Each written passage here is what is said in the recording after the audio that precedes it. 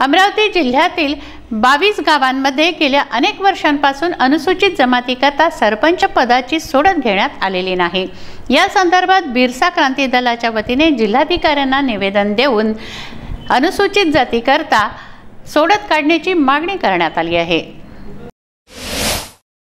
अमरावती जिल्ह्यातील कठोरा, बुद्रुक, यावली, पुसदा, धानोरा, कोकाटे, माहुली, जहांगीर, पिंपळविहीर, नांदगाव पेठ, शेवती, नया अकोला, वलगाव आदी विविध गावांमध्ये गेल्या अनेक वर्षांपासून सरपंच पदाची सोडत ही अनुसूचित जमातीकरता करण्यात आलेली नाही।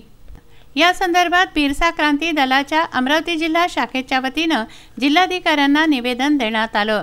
या ग्रामपंचायतींमध्ये सरपंच पदाची सोडत अनुसूचित जमातीकरता करण्याची मागणी बिरसा क्रांती दलाने केली आहे। आम्ही खालील संदर्भात कलेक्टर साहेबांनी निवेदन दिले आहे की महाराष्ट्र ग्रामपंचायत अधिनियम 1960 पासून प्रत्येक गावामध्ये ग्रामपंचायत सरपंच पदाची निवडणूक झालेली आहे। पण आमच्या अशा निदर्शनास आले की येणाऱ्या 70 वर्षामध्ये एकूण 21 गावं असे अमरावती तालुक्यामध्ये तिथे आदिवासी अजूनही सरपंच झालेला नाही। लोकसंख्या मोठ्या प्रमाणात असल्यावरही आदिवासी रोस्टर निघत नाही, कुठेतरी राजकीय दबाव आहे हा पूर्णतः आम्हाला समजून आला।